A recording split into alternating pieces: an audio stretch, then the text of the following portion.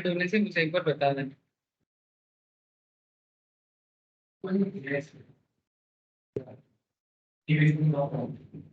Started.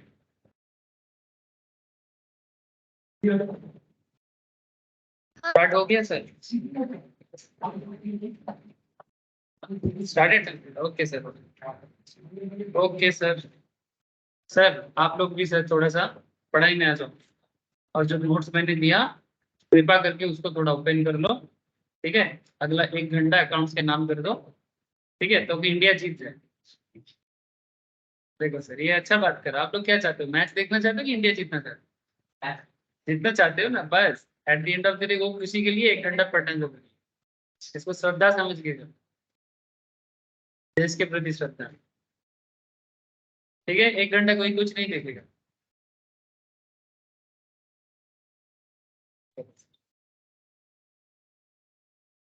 Okay, good evening to all of you again sir.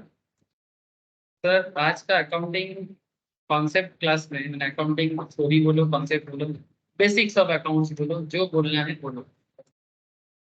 Last class में मैंने आप लोगों के साथ अकाउंट्स के बारे में एक कंप्लीट ओवरव्यू दिया। मैं ये समझाने का कोशिश किया था कि अकाउंट्स क्यों पढ़ना है, किस लिए पढ़ना है, अकाउंट्स का यूज क्या है, कौन यूज करता है, किस तरह से यूज कर सकते हैं, स्टॉक मार्केट में क्या हेल्प कर सकता है, बिजनेसमैन अपने लिए क्या कर सकता है, जो बंदा अकाउंट्स मैनेज नहीं करता उसके लिए अकाउंट्स क्यों जरूरी है, सिंगल एंट्री डबल एंट्री में डिफरेंस क्या है, डेबिट क्या है, क्रेडिट क्या है, वगैरह वगैरह, है ना। वैराइटीज ऑफ डिस्कशन बहुत है, रैंडमली कोई सिलेबस फॉलो होके नहीं, एक रैंडम डिस्कशन। अच्छा, उसके बाद मैंने आपको अकाउंटिंग स्कोप के बारे में बताया, है ना। इंस्टीट्यूट मटेरियल फॉलो करके भी सीएगा। अकाउंटिंग स्कोप क्या है, कि अकाउंट्स का कितना बड़ा एरिया है, अकाउंट्स को क्लासीफाई किस तरह से किया गया है, ये बेसिक एरिया में मैं आपके साथ बात किया। चलो सर, कॉन्ग्रेचुलेशन। थ्योरेटिकल फ्रेमवर्क में scope of accounting is very important, कि अकाउंट का स्कोप कितना बड़ा है। ठीक है, स्कोप होना जरूरी होता है ना सर, किसी भी फील्ड में एक स्कोप होता है। अगर आप स्कोप को समझ जाओ तो फिर हम लोग पूछते रहते हैं ना, स्कोप माने क्या है। जैसे, हाँ, आप बोल सकते हैं सूझो, ठीक है, बंगाली में बोलते हैं सूझो। माने जब भी हम लोग कोई कोर्स करते हैं, जैसे आप लोग सीए का करियर चूज किए, कोई सीएस का करियर चूज किए, है ना, कोई सीएमए, कोई स्टॉक मार्केट, तो सब कोई पहले ना पूछता है सर स्कोप अच्छा है ना? ये सवाल सबको ही करता है ना, कोई भी करियर डिसीजन लेने से पहले। वैसे भी अकाउंटिंग करने का स्कोप क्या है, करके फायदा क्या है, स्कोप तो जरूर है ना। इसीलिए स्कोप इज वेरी इंपॉर्टेंट, तो हमेशा स्कोप को एक इंपॉर्टेंस देते रहे। आज का डिस्कशन थोड़ा सा अपडेटेड होगा, अपडेटेड इन द सेंस, आज का discussion sir accounting concept, principles and conventions. Okay, chapter 2 जो है थ्योरेटिकल पार्ट, दिखाई दे रहा है सबको? ओके, मानसी आपको स्क्रीन शेयर है? अच्छा, ऑनलाइन में सिर्फ मानसी ही है, मानसी बोलो। नहीं sir. Okay sir, screen share है ना सर?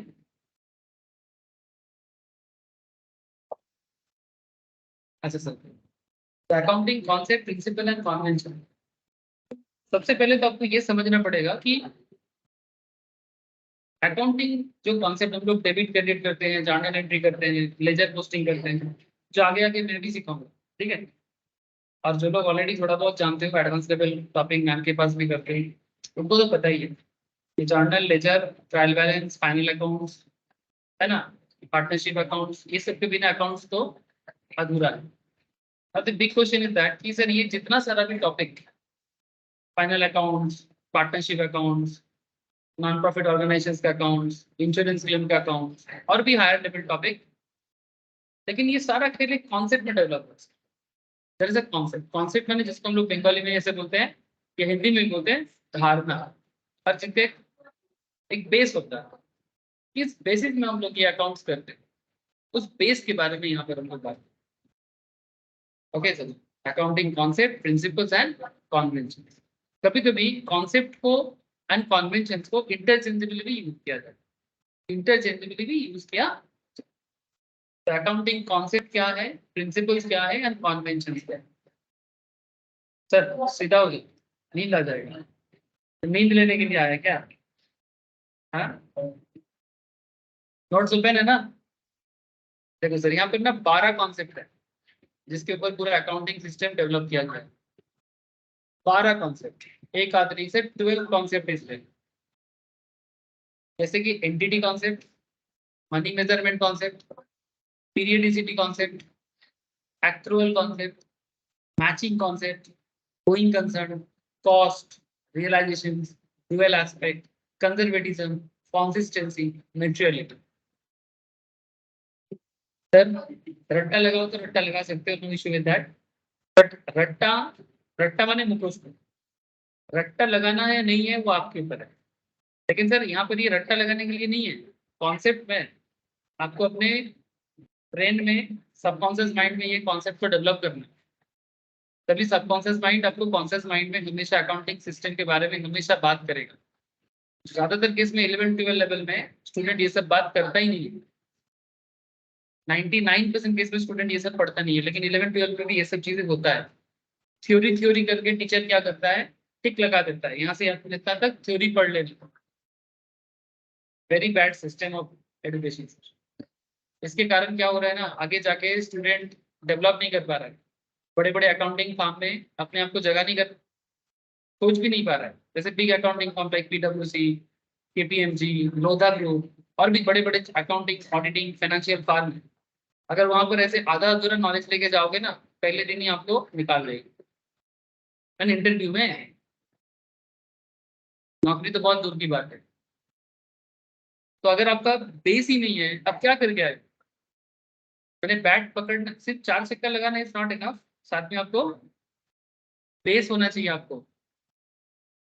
कोई बोलेगा ना नहीं मैं 4 लगाया, छक्का लगाया, अरे भाई ठीक है, ठीक से बैट तो पकड़ना सीख ले फिर। ये वो वाला चक्कर, ठीक से बैट पकड़ना सीख। अगर ये पकड़ना सीख गए ना तो अकाउंट्स का बाकी सारा खेल समझ में आ जाए, क्योंकि इसी के बेसिस में अकाउंट्स का बाकी पूरा का पूरा खेल बना हुआ है। समझ में आ रहा है ना सर हर का? तो पहले वाला कॉन्सेप्ट, एक एक करके कॉन्सेप्ट को पढ़ेंगे, जल्दबाजी नहीं करेंगे सर। कॉन्सेप्ट बिल्ड करना मेन प्रायोरिटी है और इम्पोर्टेंस भी। तो सबसे पहले कॉन्सेप्ट है, इसका नाम है एंटिटी कॉन्सेप्ट। अच्छा, इससे पहले मैं आपको थोड़ा सा इंटरनेशनल एक्सपोजर दूँ। सर इंटरनेशनल एक्सपोजर, हाँ सर, ये जो अकाउंटिंग कॉन्सेप्ट है ये सिर्फ हमारे देश में नहीं, ऑल ओवर दी वर्ल्ड जितना भी अकाउंटिंग पढ़ाई होता है, ठीक है। जैसे कि इंडिया के CA के अलावा सबसे वर्ल्ड का सबसे बड़ा अकाउंटिंग बॉडी है USCPA। USCPA सेम है, जैसे हमारे देश में चार्टर्ड अकाउंटेंसी होता है, वैसा ही यूनाइटेड स्टेट्स में CPA होता है। इसके अलावा लंदन में एक और एक अनदर बॉडी है, ACCA के नाम से जाना जाता है। इसके अलावा सर ऑस्ट्रेलिया में CPA होता है, बांग्लादेश में, नेपाल में, हर देश का अपना अपना है। सर इससे क्या लेना देना? सर लेना देना है, क्योंकि सुमित हमेशा पूछता रहता है इसके साथ इसका क्या लिंक। सर लिंक ये है कि पूरा दुनिया भर में जो अकाउंटिंग सिस्टम है उसको एक एक सूत्र में बांधना है, क्योंकि आजकल बिजनेस इंटरनेशनल लेवल में हो रहा है। बात को समझे सर, आप इंडिया में बैठे ग्लोबल लेवल में बिजनेस कर रहे हो, आप यहाँ पर अकाउंट्स मेंटेन कर रहे हो, आपका क्लाइंट फॉरेन में है ना सर। तो आपका अकाउंटिंग डिटेल्स और उनका अकाउंटिंग डिटेल्स में सिमिलरिटीज होना जरूरी है ना। तुम्हारा अकाउंटिंग सिस्टम अलग है, उसके अकाउंटिंग सिस्टम अलग है, तो बिजनेस कैसे करोगे? इसके लिए एक कॉन्सेप्ट डेवलप करना पड़ेगा, इसमें इंडिया हो या US, जिसके साथ भी जिसका भी डील हो जाए, ठीक है, वो सारा एक सूत्र में बांध जाए। इसीलिए प्रिंसिपल कॉन्सेप्ट के ऊपर बेस करके सारा चीज को डेवलप किया जाता है।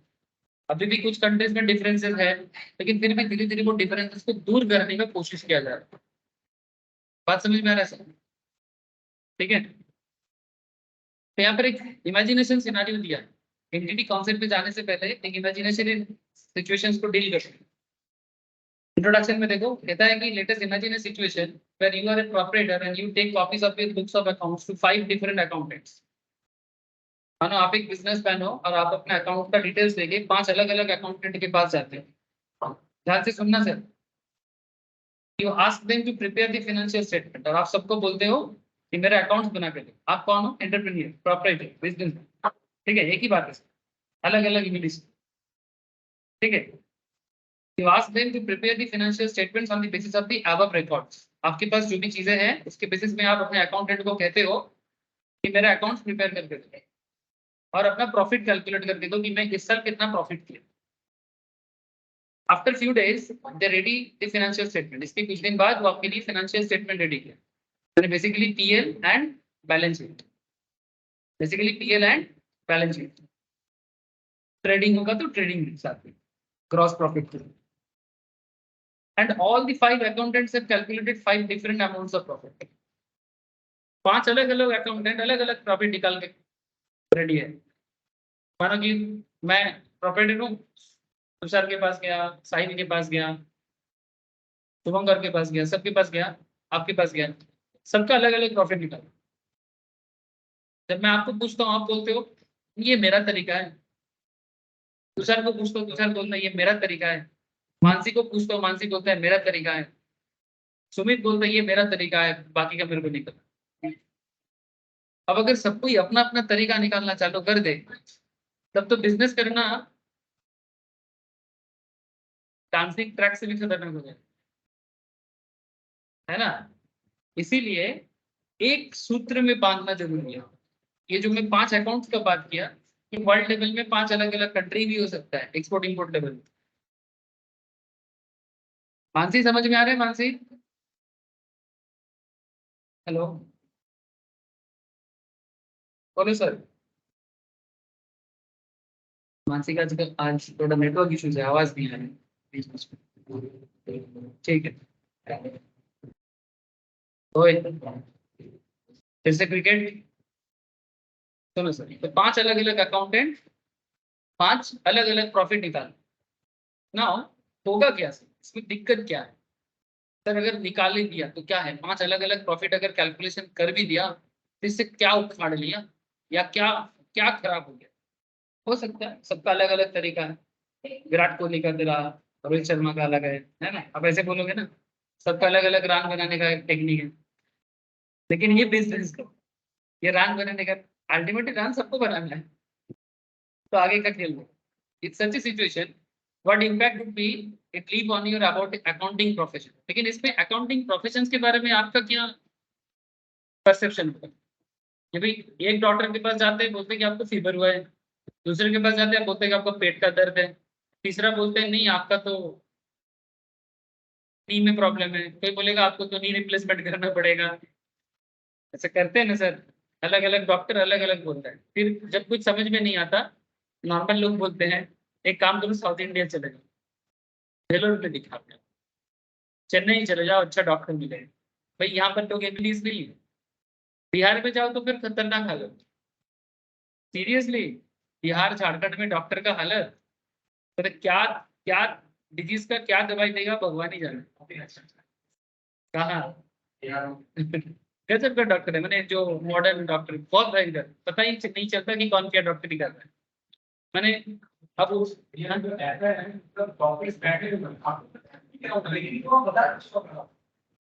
इसीलिए तो बोल रहा हूँ. अब उनको लगता है कोलकाता चले जाते हैं अच्छा है. कोलकाता आने के बाद यहाँ डॉक्टर का फीस और हॉस्पिटल का बिल देख के लोगों का हालत खराब, फिर भी ठीक नहीं हो रहा है. फिर यहाँ के लोगों को लगता है यहाँ अच्छा नहीं है, बैंगलोर चलते हैं, कोयम्बटूर चलते हैं, वेलोर चलते हैं, तब जाके डिजीज ठीक होता है. वहां पर सस्ता दाम में अच्छा ट्रीटमेंट मिलता है, सच में मिलता है. कॉम्पेरेटिवली बाकी पार्ट्स ऑफ इंडिया से साउथ इंडिया ही एक जगह है जहाँ पर आपको सही ट्रीटमेंट एक सही दाम पे अवेलेबल होता है. लेकिन सवाल ये उठता है डॉक्टर तो सभी बना फिर अलग अलग क्यों? तो फिर भी ये मेडिकल प्रैक्टिस है, लोगों का अलग अलग रोग पकड़ने का तरीका है. लेकिन अकाउंटेंसी में तो ये प्रॉब्लम होना नहीं चाहिए क्योंकि ये सिस्टम थोड़ा सा इजी है. वो तो लोगों का जिंदगी का सवाल है सर, ये तो एक बिजनेस का सवाल है. ये जैसे हमारे उल्टा साइड में बड़ा डॉक्टर साहब है, ये आरजी कौर का हेड थे सर, काफी बड़ा डॉक्टर, सीरियसली बहुत बड़ा डॉक्टर.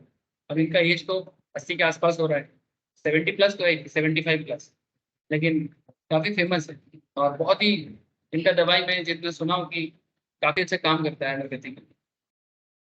काफी लोग आते भी हैं. मैं तो बहुत भीड़ रहता है. अभी भी ये लिमिटेड टाइम पे देखता है, 1-2 घंटा देखता है, इससे ज्यादा नहीं देखता. इसका लड़का कौन है जानते हो? एक फेमस सिंगर है, और रुस्तम मूवी में गाना गाया है, ये करम खुदाया के। गाना नहीं सुना? इसका नाम है हाँ?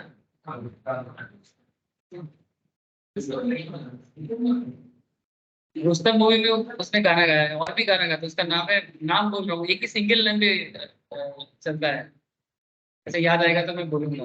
ये डॉक्टर का लड़का है, मैं भी नहीं जानता, एक दिन देखा है ए डॉक्टर, उसका नाम भूल जा रहा हूँ, मैं बता दूंगा सर। बड़ा बड़ा फेमस सिंगर बना है, बॉलीवुड में ही गाना गाता है। ना है?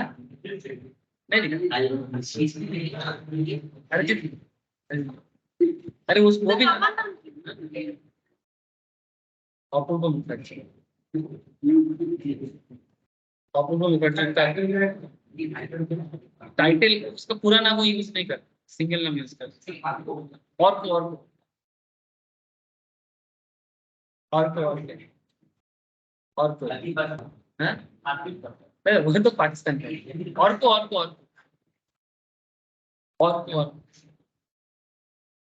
अपूर्व मुखर्जी, मिल गया तुम लोगों को? थोड़ा सा थोड़ा। अच्छा, तो फिर अलग अलग अलग अकाउंटेंट अलग अलग हिसाब दे रहे हैं, तो इसलिए अकाउंट्स को एक सूत्र में बांधने के लिए एक पर्टिकुलर सिस्टम डेवलप है। जैसे कि लास्ट दिन हम लोगों को एक कंक्लूजन मिला था कि sir accounting is the language of the business, है ना? अकाउंटिंग बिजनेस का भाषा है। तो financial statement prepared by accountant communicate financial information.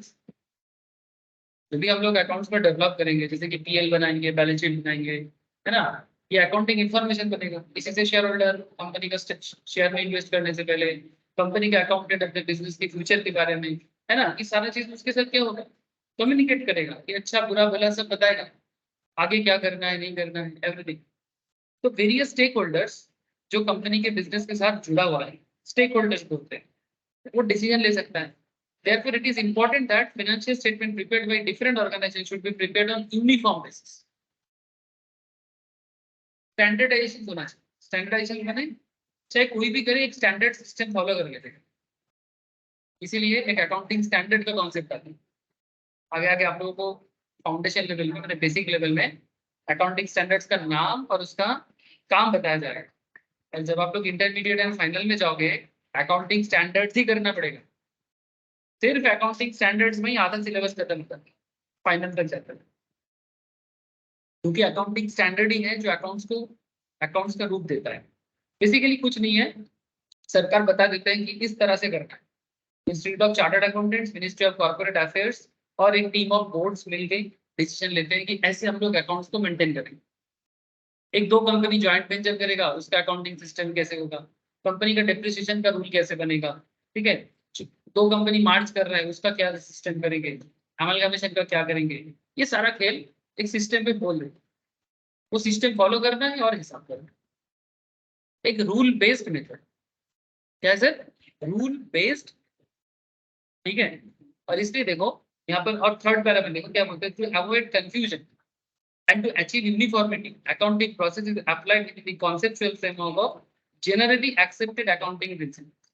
Gap, ये गैप जो है ये यूएस में बना, United states America. The term gap is used to describe rules developed for the preparation and financial statements and called concept, convention, postulates, principle, etc. ये gap किसने बनाया? पहले अमेरिका ने बनाया, क्योंकि रिसेंट ट्रेंड में लास्ट 200-300 साल में अगर आप देखो, सबसे ज्यादा बिजनेस डेवलप अमेरिका में, इसलिए सबसे ज्यादा अकाउंट्स का भी डेवलपमेंट उन्हीं के कंट्री में, इसीलिए वो लोग गैप डेवलप किया था। और ये गैप के साथ मैच कराने के लिए इंडिया में भी सिमिलर काइंड ऑफ पढ़ाई होती है। इसीलिए एक चार्टर्ड अकाउंटेंट बनने के बाद आप हजारों देश में जाके काम कर सकते हैं। जैसे 1000 देश तो है नहीं, मैक्सिमम 210 कंट्री है, ठीक है। तो एक अकाउंट सीखने के बाद आप किसी भी देश के अकाउंट्स मेंटेन कर सकते हो। इतना स्कोप है अकाउंट्स। बात समझ में आ रहा है इसमें? अच्छा, अब देखिए करके कॉन्सेप्ट में बात करें। अच्छा, ये कॉन्सेप्ट और प्रिंसिपल्स मोटा मोटी एक ही है, बहुत ज्यादा डिफरेंस नहीं। प्रिंसिपल थोड़ा रियल लाइफ एजम्पशंस को फॉलो करता है, और कॉन्सेप्ट माने जिसके बेसिस में बना। चलो एक जब तक एक होगा नहीं ना, आपको समझ में नहीं। एक कॉन्सेप्ट पहले डेवलप करते हैं। कॉन्सेप्ट का नाम है एंटिटी कॉन्सेप्ट। क्या कॉन्सेप्ट सर? Entity concept. ये लीगल टर्म है एंटिटी। जैसे आप एक बिजनेसमैन, आपने मानो एक बिजनेस बना, आप अलग और आपका बिजनेस अलग। तो ये जो बिजनेस अलग हो गया ना, उसको क्या बोलते हैं? Separate legal entity. तो आपका बिजनेस अलग है, आप अलग हो। आप बोलोगे सर मेरा ही तो है। हाँ सर आपका है, पर फिर भी आप तो नहीं ना। बिजनेस को एक अलग एंटिटी माना जाता है, यानी उसका एक अलग अस्तित्व होता है। सिंपल। बिजनेस अपने नाम पे ट्रांजैक्शन करता है, लेन देन करता है। इस तरह किसी के बिजनेस का नाम होता है ना, समथिंग ट्रेडर्स, है ना, एटलीस्ट कंपनी नाम होगा। तो अगर मानो कंपनी नहीं है, तो कुछ ट्रेडर, कुछ एंड कंपनी, कुछ समथिंग तो नाम होता है। प्राइवेट लिमिटेड, पब्लिक लिमिटेड, तो एक एंटिटी मिलता है। तो देखो बहुत इजी एक कॉन्सेप्ट है। कहता है entity concept states that business enterprise से separate identity apart from its owner. मैं जो आपको बोल रहा था कि ओनर अलग और उसका बिजनेस अलग। आपका ही बिजनेस है, फिर भी आपका नहीं, माने आप नहीं, आपका है, पर आपका बिजनेस अलग है, आप अलग। तो accountant should be treat business में डिस्टिंक्ट फ्रॉम इट्स ओनर। एक अकाउंटेंट हमेशा बिजनेस को ओनर से अलग करके देखता है। इसीलिए कुछ अकाउंटिंग ट्रांजैक्शंस है, इसका खेल बदल जाता है। समझा दे सर? बिल्कुल। The practice distinguishes the affairs of the business from personal affairs of the owners, originated only in the early day of bookkeeping, double entry bookkeeping. The concept helps in keeping business affairs free from the influence of personal affairs of the owner. एक बहुत ही interesting fact है। ये जो बोल रहा है कि owner अलग है और बिजनेस अलग है, ओनर अलग है, बिजनेस अलग है, ये बात कितना जरूरी है। आपका बिजनेस और आपका ओनर, माने आप एज ए ओनर, ये अलग है। इसका सबसे बड़ा कॉन्सेप्ट है, आप अपने बिजनेस के लिए एक लैपटॉप खरीदे, लैपटॉप बिजनेस के लिए खरीदे। एक कार खरीद ली है बिजनेस के पर्पस। उस कार में आप कभी कभी फैमिली को लेके घूमने भी जाते हैं। तो अब सवाल उठता है, फैमिली के साथ घूमने जाना क्या ये आपका बिजनेस का पार्ट? लेकिन वो कार तो बिजनेस के नाम है, तो फिर तुम उसमें क्यों घूमने जा रहे हो? अब आप बोलोगे सर घूमने नहीं जाएंगे, मेरा ही तो बिजनेस। आप जा सकते हो, उसमें कोई प्रॉब्लम नहीं है। लेकिन अगर आप अपने बिजनेस के लिए गाड़ी कार को 80% पर्पस में यूज करते हो, और 20% अगर आप पर्सनल पर्पस में यूज करते हो, तो उसका हिसाब रखा करो। जो 20% आपने पर्सनल पर्पस में खर्चा किया, वो आपका पर्सनल निजी खर्चा है, उसको बिजनेस के अकाउंट में ट्रीटमेंट मत देना, क्योंकि गलत होता है। क्योंकि बिजनेस तब ये बाइफरकेट नहीं कर पाएगा कि ओनर अपने पर्सनल खर्चा को बिजनेस में डाल पाए। बात समझ में आ रहा है? बिजनेस से जो प्रॉफिट करेगा वो ओनर का पर्सनल है। बिजनेस से प्रॉफिट करके अपने पॉकेट में जो लेके जाएगा, मनी बैग में जो लेके जाएगा, वो बिजनेस वो ओनर का है। बिजनेस में जितना, मानो कि मेरे ये जो टेबल में जितना कैश पड़ा रहेगा, ये मेरा ही है। पर इसमें से जो मेरा बिजनेस का है, अगर मैं यहाँ से हटा दूं, उसको ड्राइंग्स बोलते हैं। ड्राइंग्स माने पर्सनल। तो जैसे ही मैं ड्राइंग्स करूंगा, तो मेरे बिजनेस का कैपिटल में उसका इम्पैक्ट पड़ेगा। मानो कि मेरे कैश में 1 लाख है, मेरे टेबल के कैश में 1 लाख रुपए है, इसमें से 20,000 मैंने उठा लिया। बहुत अच्छा है, मेरा ही पैसा है, उठाने में कोई दिक्कत नहीं है। उठा सकते हो 20,000, अपनी फैमिली के साथ घुमा फिरा कर सकते हो, कोई दिक्कत नहीं है। लेकिन आपकी कैपिटल कम हो गया, उसका हिसाब देखना पड़ेगा। 1 लाख आपके बिजनेस के कैश में था, 1 लाख में से आपने 20,000 विथड्रॉल कर लिया, जिसको ड्राइंग्स बोलते हैं सर। ड्राइंग्स करने में कोई प्रॉब्लम थोड़ी है, कोई प्रॉब्लम नहीं। लेकिन बिजनेस का हिसाब अलग होना चाहिए। इस तरह से कितना लोगों का बिजनेस बर्बाद हुआ है, मैं आपको बोल नहीं सकता। मेरे ही एक रिलेटिव है, they are 6 brothers, sweet shop है सर, कोलकाता में। 6 भाई हैं, एक साथ स्वीट शॉप को चलाते हैं, काफी अच्छा चलता है। कोलकाता में मिठाई शॉप ऐसे ही बहुत अच्छा चलता है, क्योंकि Bengali is very fond of sweet. बात बात में मिष्टी खाता है। ठीक है, मिष्टी खाने में बंगालीज को कोई नहीं रोक सकता। और एक रसगुल्ला पांतुआ नहीं, हजारों टाइप का मिठाई बनाते हैं। और मिष्टी दो ही ऑल्सो, है ना। बॉलीवुड सेलिब्रिटीज लोग आके कैसे बोलते हैं, लव मिष्टी दो ही, ऐसे करके बोलते हैं ना। हाँ, आई लव कोलकाता, कोलकाता मैंने, कोलकाता मैंने मिष्टी दो, मन तो करता है कोलकाता मैंने मिष्टी दो, जो भी हो। Seriously it's famous here. लेकिन भारत के हर स्टेट में मिलता है, ऐसा बात है। सबका थोड़ा टाइप अलग। पॉइंट ये सर, अब मेरा जो ये जो मैं बोल रहा हूँ रिलेटिव में 6 भाई है, मिठाई शॉप चलाते हैं। ये लोग क्या करता है, 6 भाई के बीच में ना डिस्प्यूट है। डिस्प्यूट माने क्या, इसको लगता है कि जो बड़ा भाई है वो वो एक्चुअली बाकी सबको मेंटेन करता है, किसी को तो कैप्टन होना पड़ेगा ना। सब बोलेगा कि मैं ही सब कुछ हूँ, तो मेरी दुकान कैसे चलेगी, तब तो दुकान आगे नहीं बढ़ पाएगा। अब जब जॉइंट फैमिली बिजनेस में डिस्प्यूट कैसे होते हैं, वो बोलता है कि मेरे को ठीक ठाक से पेमेंट नहीं मिलता। तो जब भी जो दुकानदारी करता है, सारा दिन दुकानदारी किया, ठीक है वो तो मेरा ड्यूटी था, बदले में तुमको सैलरी टाइप का मिल जाएगा। लेकिन वो क्या करेगा, अपने ही दुकान के कैश से 100 रुपया 200 रुपया हटाता जाए। अरे भैया तो बिजनेस का है, तुम क्यों पॉकेट पे ले रहे हो, तुम मंथ के एंड पे अपना सैलरी उठा लेना। इस तरह से तुम क्या कर रहे हो, तुम बिजनेस को बर्बाद कर रहे हो। इसी तरह से जॉइंट फैमिली बिजनेस खत्म हो रहा है। बात समझ में कुछ आ रहा है सर। अपनी दुकान में इसको चोरी ही बोलता है। अब बोलेगा मेरा ही दुकान है, मैं ले रहा हूँ तो क्या प्रॉब्लम है।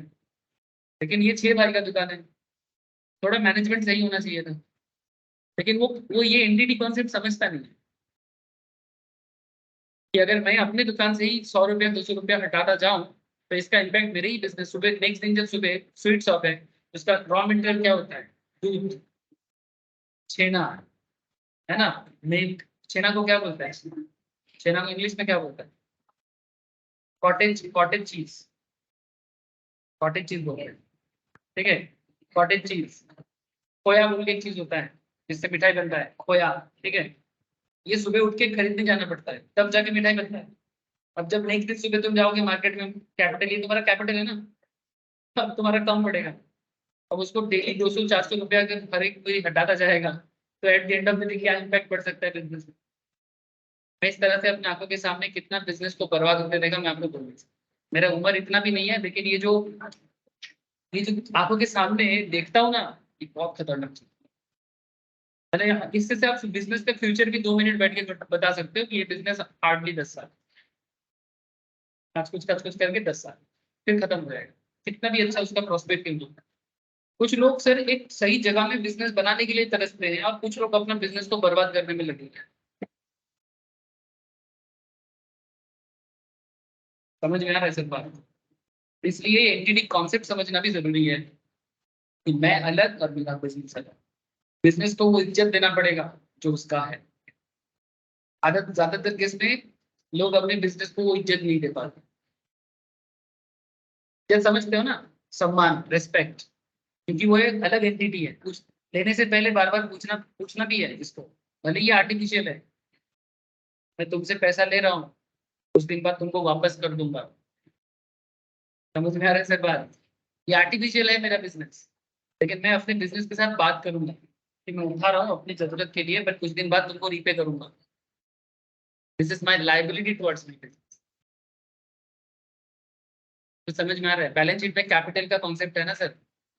कैपिटल आपका ही है, पर फिर भी वो बैलेंस शीट में लाइबिलिटी साइड में बैठा है। बिजनेस में पूंजी आप ही लगा रहे हो, कभी सवाल किया मेरे को, कैपिटल तो मेरा ही है।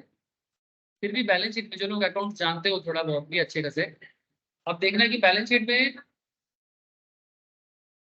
एसेट साइड, लाइबिलिटी साइड, और लाइबिलिटी में ही कैपिटल। सवाल उठता है सर कैपिटल तो मेरा है, तो फिर लाइबिलिटी में लिखने का क्या। इसलिए कैपिटल को लाइबिलिटी साइड में लिखा जाता है, क्योंकि ये ओनर का लाइबिलिटी होता है। वो कैपिटल, आप जब बिजनेस में कैश ला रहे हो तो कैश टू कैपिटल एंट्री करते हो।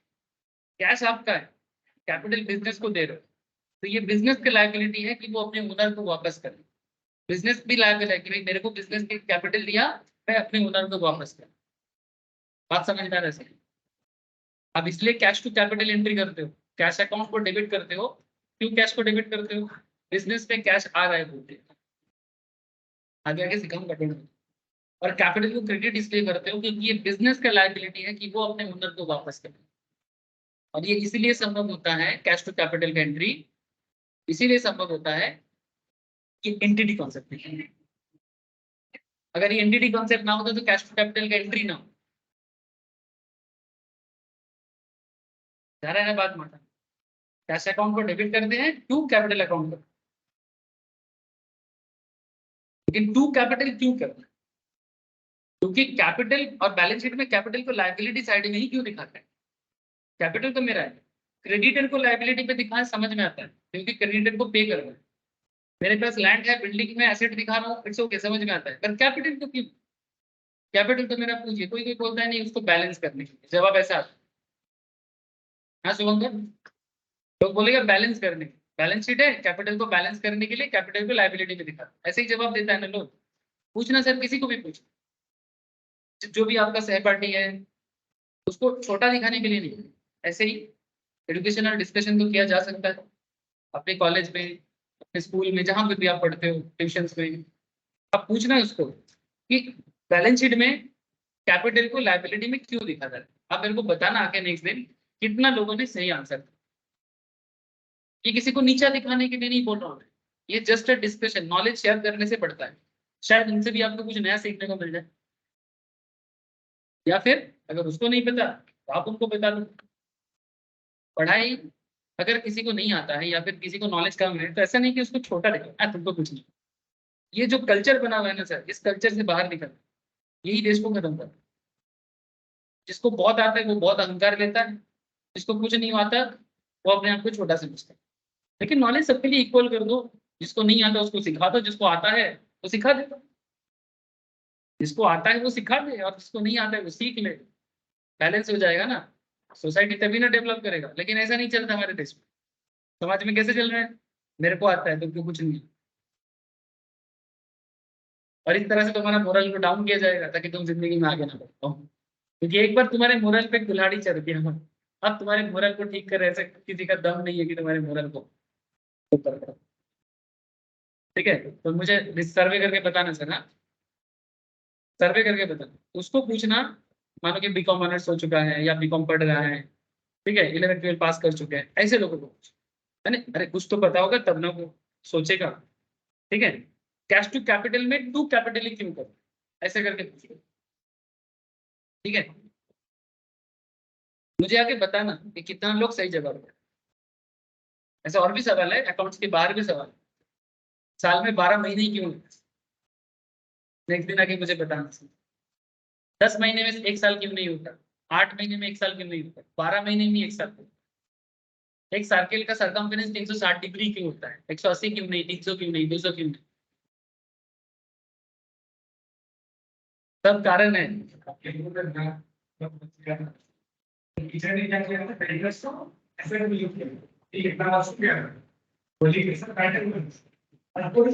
बोला ही नहीं तो मैं रिपोर्ट भी ये ऐसे नहीं ऐसे सर बोल रहे कुछ समझ नहीं आ रहा लास्ट कर सर ने लिखा लेकिन किसी ने पूछा नहीं। सर ने स्पीकर करके पता है कोई बोल ही नहीं रहा। यही बेसिकली मेरा बात है कि हर चीज के पीछे रीजन है, रीजन ढूंढोगे तो अच्छा रहेगा, तभी तो ये कॉन्सेप्ट। अच्छा, अब देखो सर, एंटिटी कॉन्सेप्ट के ऊपर बेस करके कुछ एग्जांपल्स भी है, दिखाई दे रहा है सबको?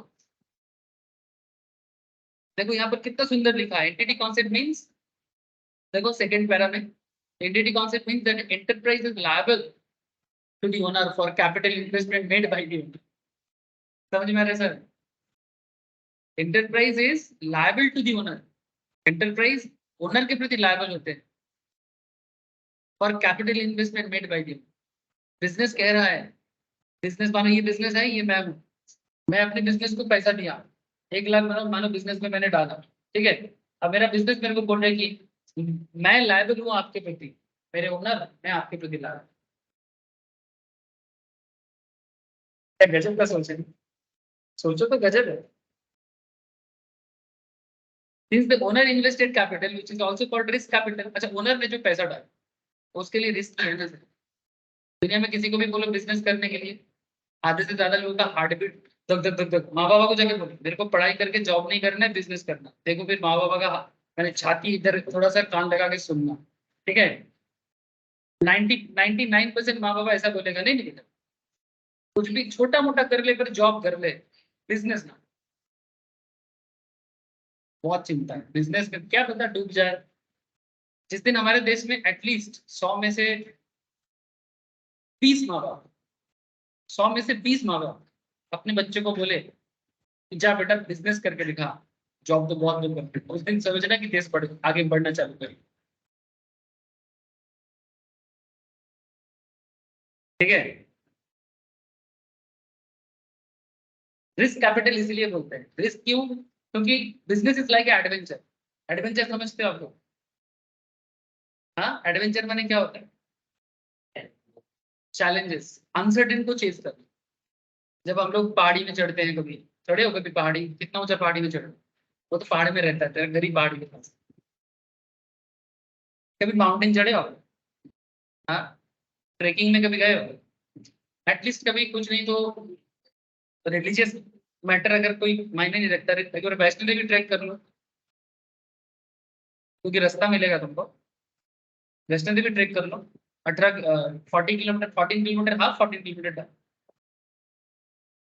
मैं 2 बार किया, एक बार जाकर वहां पर बेहोश टाइप हो गया था ज्यादा गर्मी के चलते, वो अलग बात है। अ, लेकिन इसलिए बोल रहा हूँ कि आपको ना काफी एक्सपीरियंस मिलता है कोई भी पर्पस में, चाहे रिलीजियस मैटर हो या नॉर्मल ट्रैक करने के मामले में। किसी भी पहाड़ी को चढ़ो और उतरो,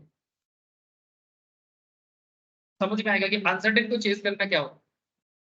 जब तुमको लगेगा ना आगे रास्ता और कितना दूर है, ये जो फीलिंग होता है ना सर, तो बिजनेस में भी पैसा लगा के लोगों को ऐसा डर लगता है, पता नहीं पैसा तो डाला है पर वापस कुछ रिटर्न मिलेगा कि नहीं। ये जो फीलिंग है, ये तुमको समझाएगा कि एडवेंचर क्या चीज है। समझ में आ रहा है सर? तो ये portion of profit which is apportioned to the owner and is immediately payable becomes current liability in case of corporate entities।